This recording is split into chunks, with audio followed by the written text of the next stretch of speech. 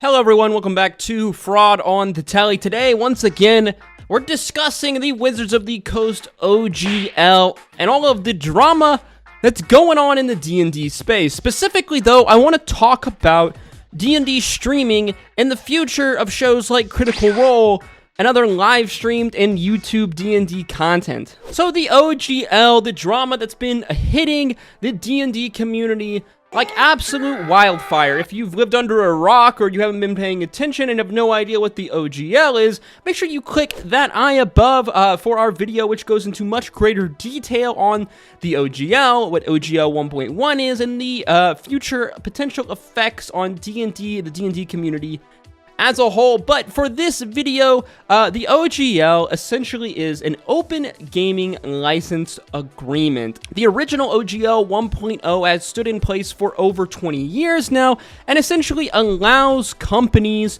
to basically license elements of D&D. Maybe it's the rules, broad rules, the use of a D20, I guess, in a rule system to create D&D content, supplementary content to D&D, campaign guides, campaign settings, you name it, and most importantly of all, to monetize these things. The leaked document that contains OGL 1.1 contains some massive differences to the former agreement that have the community up in arms, most notably the increased level of control that Wizards would have on a creator's content should they sign this. And most importantly, if a creator were to not sign this, having already made a creation under the OGL, essentially that creation is completely lost into the void.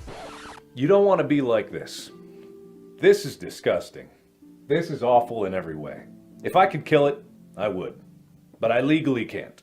Now, all of this drama and stress has people wondering what's going to happen to D&D streams such as Critical Role. Well, the problem is that these streams exist in a gray area, at least at the moment, according to the OGL, as the OGL specifically only mentions digital PDF content as well as written real-life IRL content. So I guess that means case closed. Everyone is fine. All of those people on Twitter that were freaking out about losing the monetary value of their D&D stream or the D&D YouTube channel, we're just freaking out. Well, maybe not so sure. Like we said, this exists in a legal gray area. At the end of the day, those shows like Critical Role, you name it, any D&D streamed content or any D&D content that is monetized at all, ultimately could technically fall under this OGL because, as we said, it is monetized content. They are making money off of Wizards IP. At least that's how they look at it over at Wizards and Hasbro's.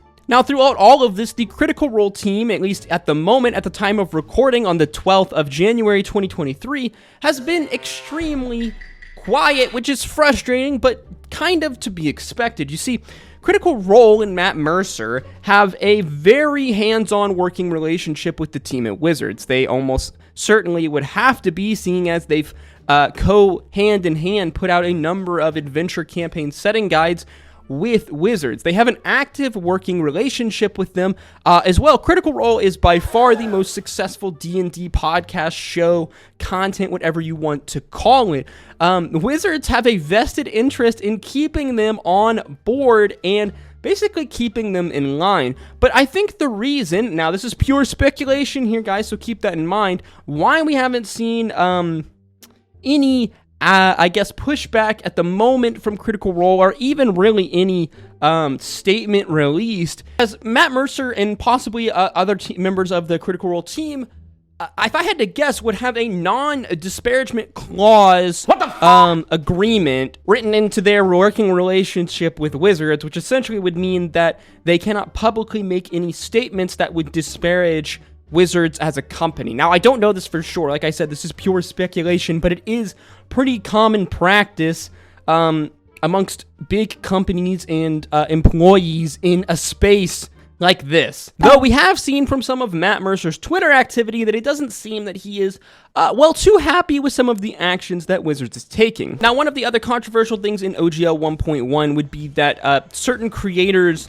making money from the D&D IP, I guess, well, at least according to them, D&D creators who have used the OGL agreement to make money will have to pay a certain amount of a royalty percentage to Wizards. This is divided into brackets. Basically, how much money you make from your product, your company, determines how much money you have to pay Wizards, with the top bracket being people who make over 750 grand a year from their product having to pay 25% royalty to Wizards. Now, Critical Role easily falls into this bracket, very much so. They make millions of dollars a year, and I would be surprised if they would be super down with paying Wizards a royalty, especially when you consider that the agreement of the OGL would basically give Wizards carte blanche to use Critical Role property, Critical Role IP, and characters in any context that they wish, anytime they wish, in any manner that they wish. Yes, you can see how possibly the Critical Role team might not be down with that.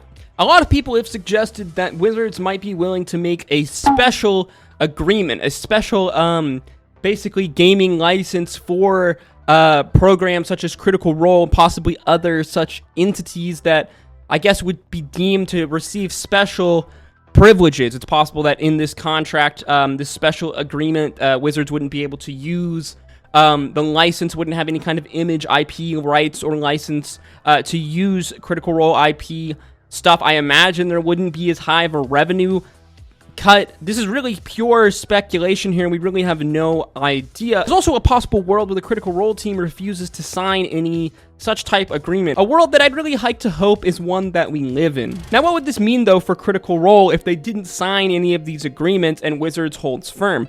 Basically, they would have to completely distance themselves from Wizards in really Dungeons and Dragons as a whole. They'd likely have to go to some other type of gaming system. We remember that Critical Role started with Pathfinder. The problem is here that Pathfinder was created under this OGL, the original OGL. So there's a world in the future where if Pathfinder doesn't sign on to OGL 1.1, Pathfinder essentially won't exist anymore. We wouldn't be able to watch anyone play Pathfinder on stream, and you probably wouldn't be able to purchase Pathfinder books anywhere, or there wouldn't be any more supplemental content that would come out for Pathfinder. So then it would force Critical Role basically to completely disassociate themselves from D&D altogether. I guess maybe they'd be running a Lancer campaign now, but I really don't know what they would do. We've already seen Critical Role and Matt Mercer be very tentative when it comes to referencing certain Wizards IPs. Whenever they refer to certain gods, they refer to them as different names in the Critical Role universe than in the Wizards universe. Asmodeus in the Wizards universe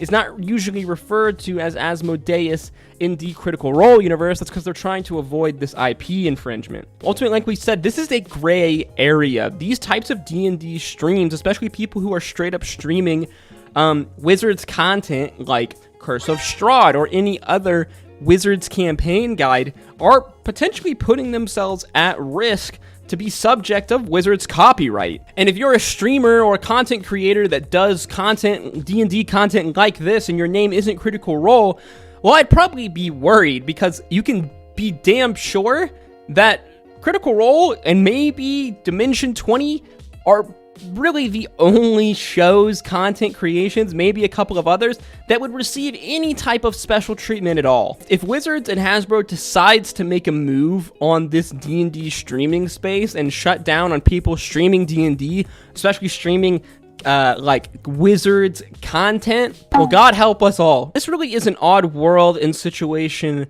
that we live in. It's so wild to see a company basically bite the hand that feed them, as the D&D community as a whole is really what made 5e so popular and what gave rise to this D&D renaissance. It's because of the original OGL that we've gotten all of this amazing content, all of these new tabletop games, and basically why D&D 5e has become as popular as it has been. Not to mention that, as we discussed in our other OGL video, there exists a clause in OGL 1.1, an anti-discrimination clause, which on the surface seems like a good thing, but there's a little tidbit at the end that has me worried. A tidbit that says that Wizard ultimately has the final say in what can be labeled discriminatory in this context, which basically gives them carte blanche to shut down any type of speech or any type of content that they don't like, because they can indiscriminately label something discriminatory whenever they would like. Things really are looking kind of bleak for the D&D world. We can only hope that Wizards will curtail to the massive amount of backlash they're receiving online. If you'd like to help put a stop to this and try to make Wizards listen, I highly implore you to take to Twitter with the hashtag OpenD&D. As well, I highly encourage you to click the link in the description box down below, which is a link that will take you into claiming the OneD&D playtest on D&D Beyond. I then highly encourage you to copy the comment down below which says I will not financially support Wizards of the Coast if they attempt to revoke any previous OGL, hashtag OpenD&D. Paste that shit into this playtest for D&D Beyond and send that shit to Wizards so they know that we're not playing around. Wizards and Hasbro's can't take credit for the lively D&D community and the success of Dungeons & Dragons as a product. We as the community, we as the players, take credit for that. And ultimately, it's going to be up to us to save our game and to save this space that we've come to love. As well, I highly encourage you to vigorously tweet at the Critical Role cast to try to do something about this, as they're really some of the best people that have the most influence and monetary influence to be able to, I guess, put a stop to this and break into the skulls of the people at Wizards. As always, guys, I hope to see you in the next one. If you enjoyed the video, learned something new, make sure you like, comment, and subscribe. I want to see your comments in the comment section down below, how you're feeling about this complete D&D madness that we find ourselves in. And until next time, stay safe out there. It's a crazy world. Peace, love, Adu. A love story that might be. We wasn't supposed to happen. So much talk around us. We became numb to the yapping. It was like 05. Got my license to drive. Picked you up in my pop's car. Went for a ride. Couldn't no one tell us nothing. That night was ours. All the stars aligned and you were so damn fine. Yeah, it was young love.